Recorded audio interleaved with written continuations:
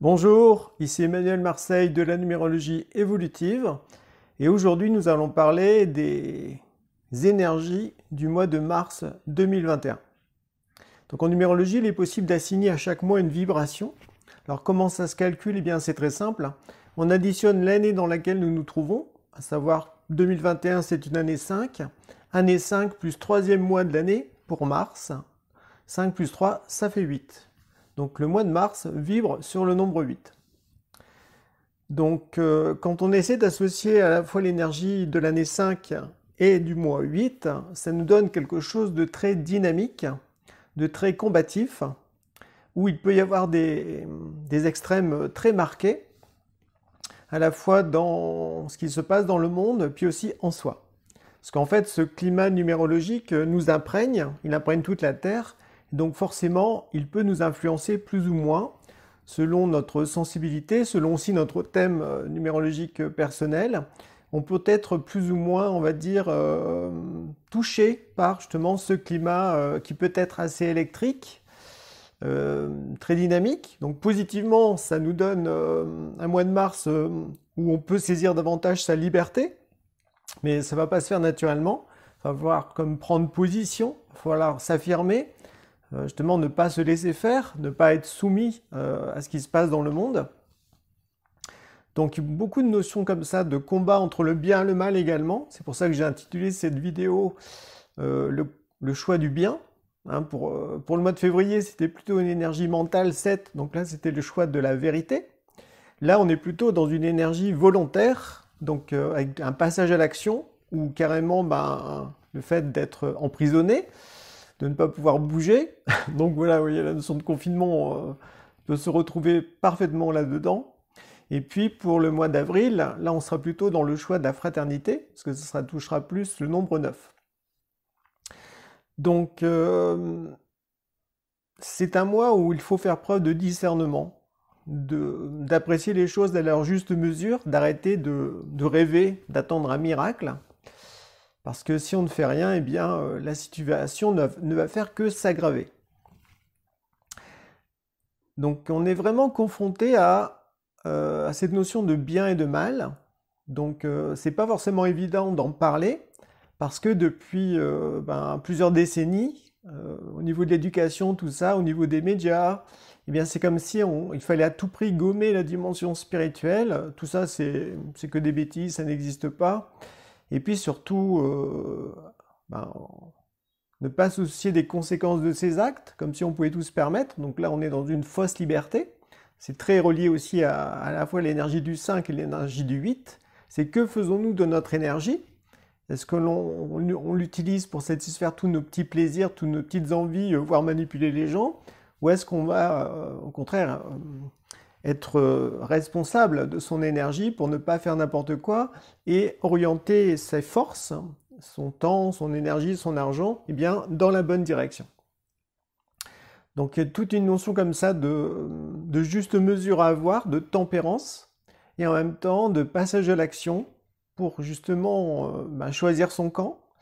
Donc c'est pas forcément évident justement de se repérer aujourd'hui, parce qu'on est on est dans un monde matérialiste où les médias nous balancent une certaine soupe médiatique pour orienter pour l'opinion publique. Donc c'est très très fort. Alors bien sûr, si vous regardez cette vidéo, c'est que vous posez des questions et vous voyez que ce monde ne tourne pas rond. Mais pour la majorité des gens qui regardent les informations officielles, eh bien c'est dramatique, parce qu'en fait, ils gobent aveuglément tout ce qu'on leur raconte. Et en fait, le mal est de plus en plus visible, même si bien sûr on ne va pas en parler, parce que justement on n'a pas le droit de dire certaines choses.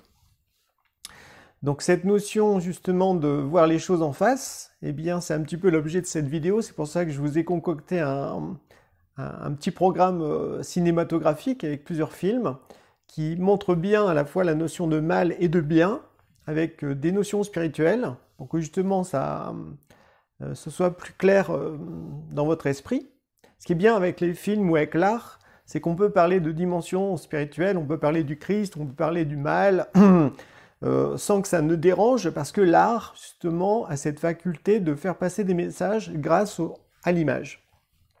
Si on parlait directement de choses sans utiliser le support de l'image, eh bien tout de suite les gens se braqueraient parce que voilà, nous sommes tous conditionnés depuis notre enfance pour croire certaines choses et justement pour avoir peur de l'inconnu et surtout mettre de côté bien tout ce qui sort du monde matérialiste, des références scientifiques. Depuis une trentaine d'années, en France en tout cas, il y a beaucoup la notion de chasse aux sectes. Il y a de véritables sectes, il ne faut pas se leurrer, mais il y a beaucoup aussi de mouvements spirituels qui sont assimilés aux sectes pour justement les gens ne s'intéressent pas à la spiritualité, à la véritable spiritualité, et perçoivent les choses avec un regard plus juste, avec plus de discernement. On est dans un monde complètement fou, parce qu'en fait, il y a quelques mois, le pape François a même affirmé que l'enfer n'existait pas. Vous voyez, c'est un peu le monde à l'envers. Bon, le Vatican n'a pas du tout validé ça, il a contredit ce que disait le pape, mais le pape, c'est soi-disant le représentant, on va dire, du Christ. Bon, c'est loin d'être le cas, il faut arrêter de s'illusionner sur ce point-là. Mais le fait que le pape dise que l'enfer n'existe pas, en fait, ça veut dire aussi que le paradis ou le divin n'existe pas. Donc c'est comme si ça gommait toute la dimension spirituelle. Donc on voit vraiment que, surtout au niveau des personnalités comme ça, très connues, on voit de plus en plus quand elles s'expriment, eh bien dans quel camp elles sont, quoi. Donc ça nécessite d'oser voir les choses en face, de plus s'illusionner, d'arrêter d'être naïf en quelque sorte, et puis de voir vraiment que le mal existe, hein, vraiment dans ses aspects les plus sombres, mais aussi le bien, voilà. Et qu'il faut justement, le bien, ça demande de faire des efforts, ça demande de faire des recherches, surtout de chercher la vérité, pour ne plus se faire avoir par les mensonges médiatiques à gogo, voilà. Le mal a certaines caractéristiques, et il essaye d'inverser les valeurs. Il essaye de tout retourner. Il essaye de faire croire que le véritable bien, c'est le mal, et que lui, c'est le bien. Voilà. Donc il y a vraiment cette notion comme ça de...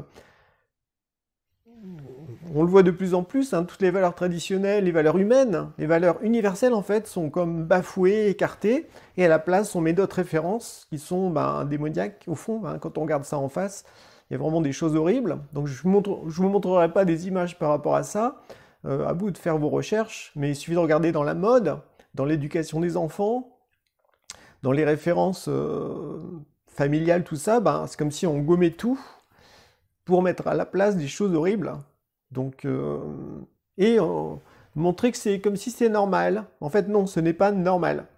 Donc, faut oser voir les choses en face. Donc voilà un petit peu pour cette introduction où justement, une des choses à comprendre avant toute chose, c'est il ne faut surtout pas se fier aux apparences. Quelqu'un qui paraît très bien, très gentil, qui présente bien, et qui vous dirait « c'est pour votre bien ». Est-ce qu'il vous a demandé votre avis avant? Non. Ça veut dire qu'il va vous imposer quelque chose. Donc méfiez-vous de ceux qui veulent votre bien. En fait, il y a un adage très connu, hein, vous connaissez certainement, qui dit « l'enfer est pavé de bonnes intentions ». L'enfer, voilà, pavé de bonnes intentions. Tous ceux qui avaient des bonnes intentions pour les autres, mais qui en fait au fond étaient dans le camp du mal, eh bien tout cela correspond aux structures de l'enfer, d'une certaine façon. Donc, ne vous fiez pas aux apparences, cherchez la vérité, posez-vous des questions, réfléchissez, et osez voir la chose, osez voir la réalité en face, même si ça peut déranger, même si ça peut faire peur, parce qu'en fait, le fait de s'intéresser vraiment au bien et au mal, ça nous met face à la relation au monde spirituel, ou au monde invisible. Est-ce qu'on s'ouvre à ça, ou est-ce qu'on reste essentiellement matérialiste, en ne s'attachant qu'aux apparences? Voilà. C'est à chacun de voir ça, mais c'est là que ça se joue, en fait, aujourd'hui. Est-ce qu'on accepte de sortir de sa naïveté, du côté bisounours, en quelque sorte, pour voir la réalité en face? Parce que plus on voit l'horreur qui se dessine de plus en plus, et là il y a vraiment une accélération depuis plus d'un an, eh bien, est-ce qu'on laisse faire ou est-ce que ça va s'aggraver? ça va s'aggraver dans une certaine mesure, hein. Mais soi-même, est-ce qu'on va rentrer dans ce jeu-là, ou est-ce qu'au contraire, on va s'en extraire pour se dire, je veux une vie, une autre vie en fait, à la fois pour moi, pour mes enfants, pour mes proches, pour l'humanité. Est-ce que je veux une autre vie? Donc voilà pour le contexte général de ce mois de mars 2021. Il faut vraiment comprendre cette notion de triangle dont j'aborde souvent, que j'utilise souvent dans mes vidéos. Même au niveau du bien, c'est intéressant de voir cette notion du triangle. Le véritable bien demande toujours de la conscience. Et il repose beaucoup sur la vérité, sur la beauté, la véritable beauté qui touche le cœur, et la bonté, la volonté de bien, ou la bienveillance. D'un autre côté, il y a le faux bien. Ceux qui essaient de se faire passer pour le bien, c'est les apparences trompeuses, qui eux mentent, hein, c'est un faux bien, voilà. On essaye de dévier les gens, s'ils ne réfléchissent pas, on va les emmener dans une direction qui n'est pas profitable à leur évolution. Donc là, c'est la partie le vernis, ça a l'air sympathique, ou voilà, on peut excuser éventuellement ces personnes-là, mais derrière eux, eh bien, c'est le mal objectif, le véritable mal, qui là, quand on le voit en face, eh bien, là, il n'y a plus du tout de sympathie, et là, on voit vraiment qu'il y a un danger réel. Donc souvent, ça se voit dans les films de science-fiction, pas de fantastique plutôt, où il y a un être qui présente très bien, qui a l'air très sympathique, puis d'un seul coup, et on voit sa réelle apparence, on voit il y a les dents qui poussent, et puis il devient horrible, très laid, et là, il montre sa vraie nature. Donc là, c'est vraiment à la fois le faux bien qui est séducteur, qui charme, voilà, qui essaye de vous embobiner, et puis quand ça ne marche pas, là, c'est le véritable mal qui apparaît, et là, vous reculez 2-3 pas en arrière, parce que voir le mal en face, eh bien, ça peut faire peur, justement, et il faut avoir la force d'y faire face, de se confronter à ça. Donc premier extrait maintenant, relie un petit peu à ce faux bien, qui peut être très charmant, et le mal objectif, qui lui, eh bien, est très laid. Ouais. Lieutenant, qu'est-ce que vous regardez? Tu viens d'acheter une bague. Je la vois pas de la même façon que toi. Me prends pas pour un abruti. Regarde, elle porte des fringues de luxe, doit se faire un max de blé, conduire une belle bagnole et avoir des vues sur un associé de son cabinet d'avocat. Que des ennuis en Tu perspective. peux pas simplement trincer l'œil comme un mec normal. Je sais pas faire. Viens, on a un appel, faut y aller.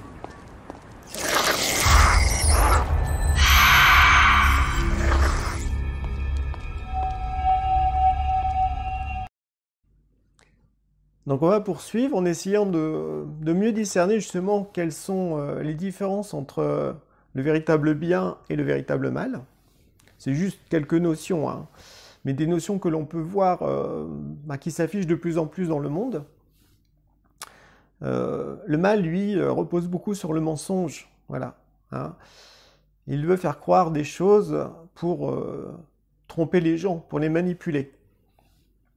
Ces gens-là, ils ne se soucient pas des conséquences. Ils ont des buts égoïstes, dont c'est l'argent, le pouvoir sur leurs semblables, des privilèges aussi particuliers. Le bien, lui, c'est la vérité qu'il choisit, et il met de côté ses intérêts personnels. La vérité, c'est la lumière, donc tout est clair. Et quand c'est clair, eh bien, on comprend. Alors que quand c'est le mensonge, eh bien, c'est la confusion. Voilà. C'est la confusion, et on noie le poisson en quelque sorte. On essaye de faire croire que certaines choses sont vraies alors qu'elles sont fausses, et vice-versa. Donc c'est une des premières armes du mal, c'est le mensonge à gogo, hein, voilà. Les hommes politiques sont très forts pour ça. Et c'est d'ailleurs étonnant que la plupart des gens savent qu'ils mentent, mais ils continuent de leur faire confiance. Il y a vraiment une sorte d'amnésie globalement d'une partie de la population, parce que ces gens-là justement ne pensent pas. Les mensonges qui sont distillés par les médias quotidiennement sont reliés à des croyances au fond. On demande aux gens de croire ça et de ne pas croire ça, voilà. Mais on ne veut surtout pas que les gens réfléchissent et se posent des questions.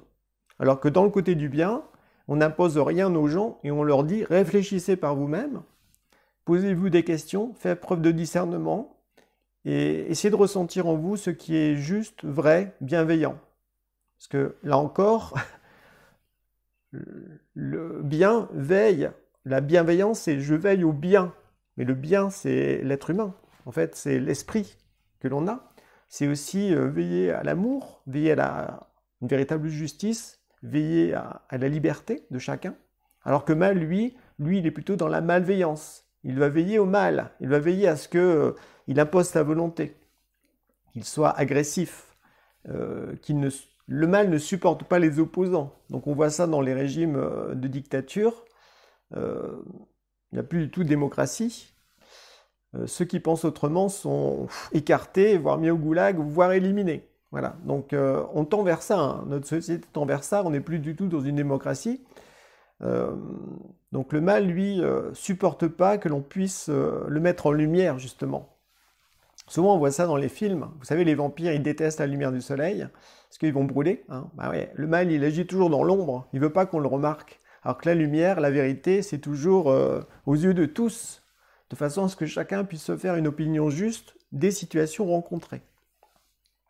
Autre chose que le mal utilise beaucoup, c'est la notion de division. Diviser pour mieux régner. C'est vraiment une de ses maximes favorites, dans le sens où, eh bien, on va séparer les gens au niveau de leur orientation sexuelle, au niveau de leur race, au niveau de leur religion, et le mal va comme attiser les tensions, les différences entre tous ces groupes. Plus il y a de division, et plus, en fait, le mal va pouvoir manipuler tout le monde, parce que, en fait, ceux qui sont au service du mal, en fait, financent tous ces partis-là, tous ces groupes-là, pour que, justement, ça soit un peu la guerre qui soit à l'extérieur.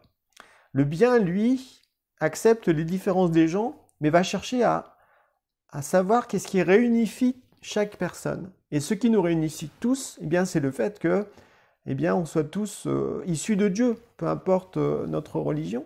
On vient tous du monde spirituel, on a tous une destinée, on a tous un libre arbitre, on a tous, au fond, un corps avec 2 bras, 2 mains, 2 jambes, une tête, etc. Donc, tout ce qui réunit l'être humain, le bien, lui, va le mettre en avant, parce que c'est quand on se reconnaît en fait en l'autre, eh bien qu'on va lâcher son agressivité, sa différence. La différence est profitable à partir du moment où il y a du respect de l'autre. Alors que dans le mal, lui ne respecte rien et veut imposer sa volonté aux autres. Donc c'est comme si chaque groupe voulait imposer sa vision des choses et entre en guerre contre les autres groupes. Le bien, lui, ne cherche pas la guerre, il cherche à ce que l'être humain se sente comme faisant partie d'une grande famille qui est l'humanité, et qu'ensemble, eh bien, on peut œuvrer au bien de tous. Vous voyez, donc on est carrément dans 2 mondes différents.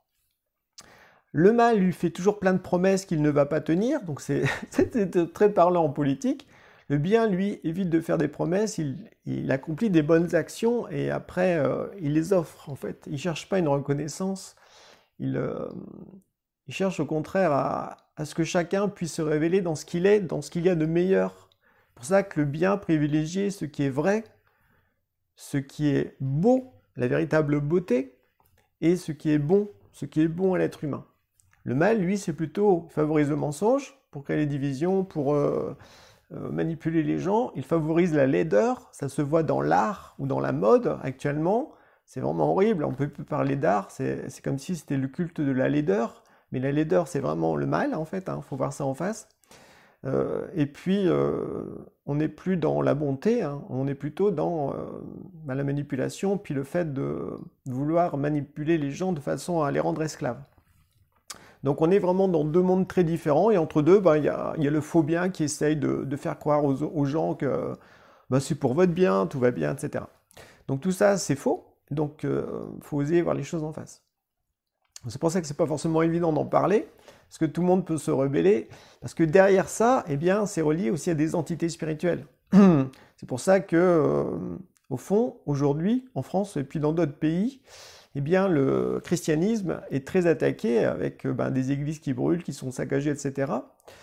Notre-Dame, qui a été brûlée, c'est pas anodin, ça se passe en France.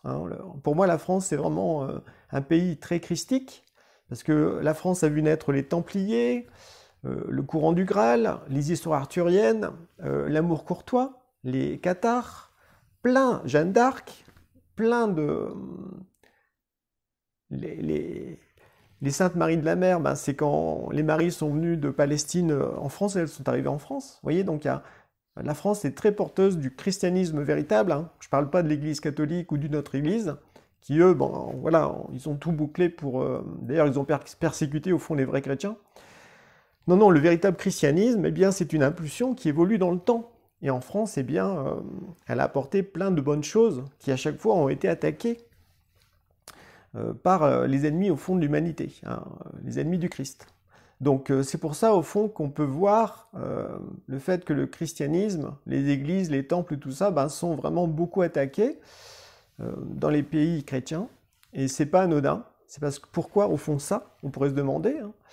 Parce qu'en fait, le Christ, eh bien, qui est le Fils de Dieu, eh bien, a vaincu la mort. Il a été victorieux des forces du mal.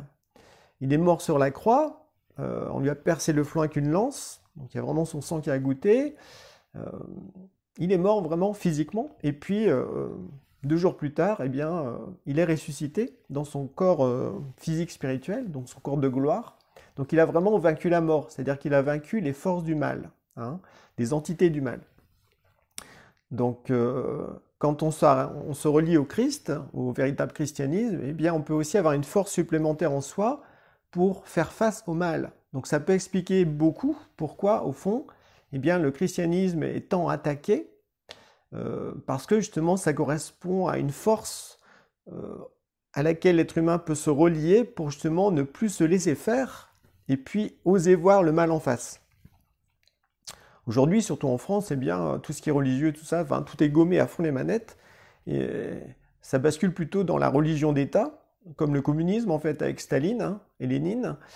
C'est comme si on voue un culte au gouvernement menteur, etc. Et on gomme totalement la dimension spirituelle. Donc tout ça, ben, c'est de plus en plus visible. Et le roman 1984 de George Orwell, eh bien, est de plus en plus, apparaît de plus en plus dans nos sociétés. Donc c'est pour ça qu'il faut se réveiller, il ne faut pas se laisser faire, il faut oser voir les choses en face. Et voir les choses en face, c'est oser voir le bien et le mal réel, voilà. Et ne pas s'illusionner en se disant non, ça n'existe pas, c'est que dans les films, que dans les séries, etc. Eh bien non, ça existe en réel. Et je pense que dans les années qui viennent, ça va être de plus en plus perceptible. Bon, déjà, il y a des scandales qui émergent avec la pédophilie, les histoires satanistes, tout ça, mais c'est comme si tout ça, on l'étouffe pour que justement le public n'y croit pas, alors que bien souvent, les élites, eh bien, fricotent avec ça, font les manettes, parce que ça apporte un pouvoir, en fait, un pouvoir inhumain. Donc, c'est pas très gai, mais dites-vous, quand vous reliez au bien, en ayant foi en Christ, en Dieu, en méditant, en prenant davantage conscience de votre destinée, de votre force intérieure, eh bien, vous pouvez dépasser tout ça. Vous pouvez justement révéler qui vous êtes et choisir votre camp. Choisir le camp du bien, du véritable bien. Donc ça demande des efforts, ça demande de se démarquer, ça demande d'accepter parfois d'être jugé, notamment par ceux qui nous entourent, parce que on voit de plus en plus de gens qui sont tellement soumis à ce qui est raconté que ça devient des collaborateurs, des délateurs et des fanatiques en fait. Souvent les fanatiques, les pires, c'est les gens du peuple, hein, c'est pas la police ou l'armée, parce que souvent obéissent aux ordres et puis ils font ce qu'ils peuvent. Des fois ils se rebellent aussi, hein, mais c'est surtout ceux qui y croient à fond, voilà, qui sont fanatiques, d'un coup c'est le petit chef en fait, hein, qui se croit tout permis et qui vont agresser les gens, leur faire des remarques, tout ça. Donc à ce moment-là, il faut rester calme, parce que le mal cherche toujours la violence, il cherche toujours la bagarre, hein, il veut détruire. Alors que si on reste tranquillement paisible, etc., eh bien, ça déstabilise ceux qui sont pris comme ça par des impulsions mauvaises. C'est pas vraiment eux-mêmes, hein, mais c'est comme si ça passait à travers eux. Faut rester calme, c'est très important, être pacifique en fait. Et c'est comme si aujourd'hui, si on était pacifique, si on osait dire les choses en face, eh bien, on était considéré comme quelqu'un de mal en fait. Voilà. Donc c'est vraiment le monde à l'envers. C'est pas gai, mais c'est le monde dans lequel nous vivons et il faut oser voir les choses en face. Donc voilà un petit peu ce dont j'avais à vous parler. Maintenant, eh bien, on va basculer dans une dimension cinématographique. Donc il va y avoir 6 extraits de films. Enfin, ouais, donc c'est pas mal. J'espère que ça va vous plaire. Et à chaque fois, entre-temps, ben, j'expliquerai un petit peu le film et puis pourquoi je vous montre cet extrait. Donc, on va commencer par La fin des temps, un film avec Arnold Schwarzenegger qui est sorti en 1999,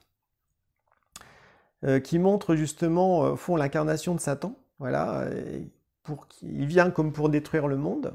Et donc il y a la deadline de l'an 2000. Voilà, vous savez, il y a eu des choses pour l'an 2000. Hein. Et donc Arnold Schwarzenegger incarne un ancien policier qui s'occupe d'un service de sécurité qui est un peu désœuvré, qui est presque au bord du suicide parce qu'il a perdu sa femme et sa fille. Et donc il n'a plus de goût à la vie. Et au cours d'une enquête, ben, il va être amené à protéger une jeune fille qui est traquée par une secte satanique qui cherche à la transformer justement en compagne de Satan. Donc il y a des moments très forts dans le film, je vous invite vraiment à le voir, c'est très parlant. Et donc les 2 extraits que j'avais envie de vous montrer, c'est au début comment l'esprit, au fond, un démon, etc., au fond, pourrait comme posséder quelqu'un. C'est assez bien montré. Et ça se passe dans l'invisible, mais en même temps, après, c'est visible dans le comportement de la personne concernée. Donc là, c'est le premier extrait. Et puis le deuxième extrait, c'est la fin. Voilà, la fin du film, où là, il y a le policier, voilà, bien lâche son arme. En fait, il comprend que pour combattre le mal, ben, ça ne peut pas se faire avec des armes à feu. Il ne peut pas jouer le jeu du mal, en fait. Et donc, il va se tourner vers le Christ en croix, et il va lui demander de la force, il va lui demander de l'aide, en fond, pour être victorieux. Donc voilà, je vous en dis pas plus, mais on voit vraiment le lien en Christ à ce moment-là, qui apporte une force supplémentaire, parce que, comme je le disais tout à l'heure, le Christ a vaincu le monde, il a vaincu les forces du mal. Donc, en se reliant à lui, eh bien, on peut acquérir une force bien plus grande que celle que l'on a habituellement. Donc c'est parti, bon visionnage.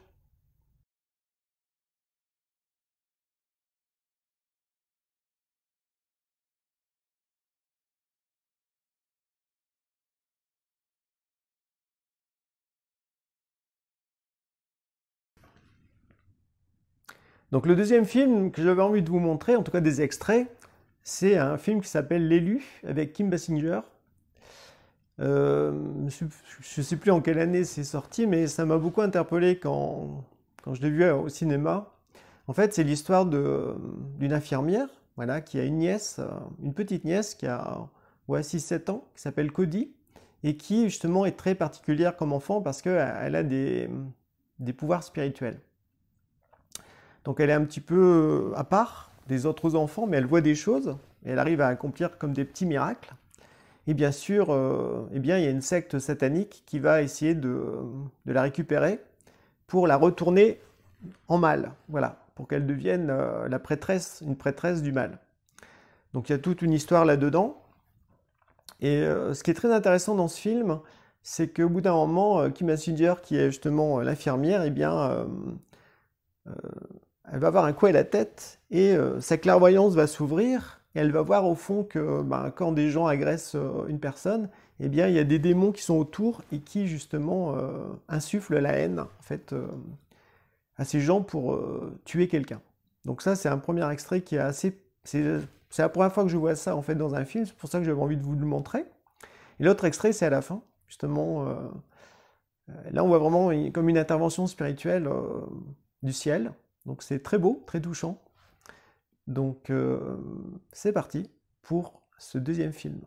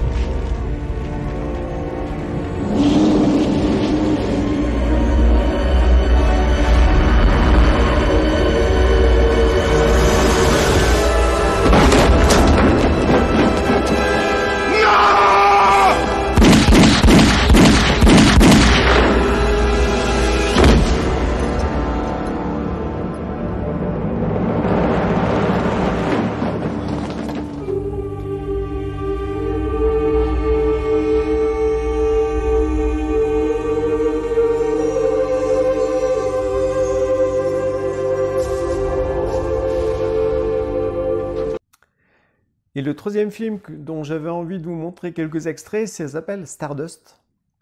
C'est le mystère de l'étoile. C'est un film fantastique, mais très très bien fait, très spirituel. Donc là, il y a deux extraits que j'avais envie de vous montrer.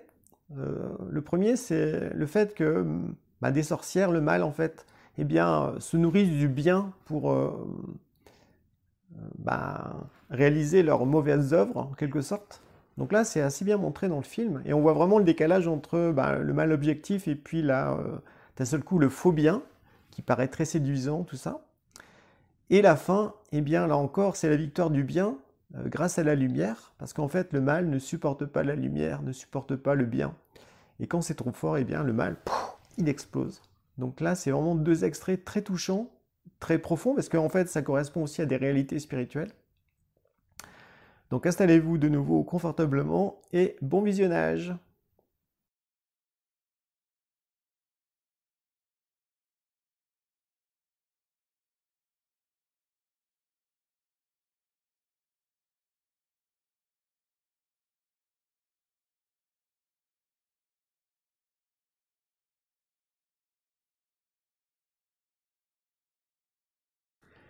Donc nous voilà arrivés au terme de cette vidéo sur le mois de mars, en lien avec l'énergie du 8. Donc j'espère que ça vous a plu. Pour terminer, j'avais envie de vous faire découvrir certaines chaînes YouTube et puis aussi sur Odyssée. Une chaîne qui s'appelle Nouvel Angle, qui aborde justement les informations journalistiques avec discernement. Et puis justesse, je trouve. C'est une chaîne que j'ai découvert durant le mois de février, donc je voulais vous la partager. L'autre chaîne, c'est par rapport à tout ce qui est horrible, entre guillemets, enfin, c'est pas entre guillemets, de ce qui se passe réellement dans le monde. Il y a des vidéos qui ont été faites avec des preuves à l'appui, qui touchent des artistes, des événements dans le monde. Donc c'est une série de 10 vidéos, donc il faut s'accrocher parce qu'il y a vraiment des choses qui peuvent vous remuer. Mais en même temps, si vous avez envie de voir le mal en face pour justement renforcer votre bien, eh bien, ça peut être l'occasion de le faire en visionnant ces vidéos, pas le soir de préférence, mais dans la journée. Donc là, c'est le lien, vous trouvez ça sur Neuf de Cœur, hein, donc c'est traduit, c'est des vidéos qui ont été faites par une néerlandaise, qui a été après supprimée de YouTube, donc là, ça s'est transféré sur Odyssée, c'est une autre plateforme de vidéos. Et puis, il y a des Français qui les ont traduites, donc c'est bien. Et puis, la troisième chaîne que j'ai envie de faire découvrir, C'est une chaîne humoristique sur aussi les événements actuels, mais c'est vraiment plein d'humour. C'est une Québécoise qui s'appelle Amélie Paul. Donc j'ai beaucoup ri en voyant ces vidéos, donc je me suis dit que ça vous ferait du bien aussi, parce que l'humour c'est très important face à tout ce qui est dramatique dans le monde. L'humour ça permet de prendre du recul et de voir les choses avec plus de vastitude. Voilà. Ça permet de se décoller. Donc vous avez les informations de ces chaînes-là juste après mon au revoir. Voilà. Donc je vous souhaite une bonne journée et au plaisir de vous revoir justement dans une prochaine vidéo. Bye bye.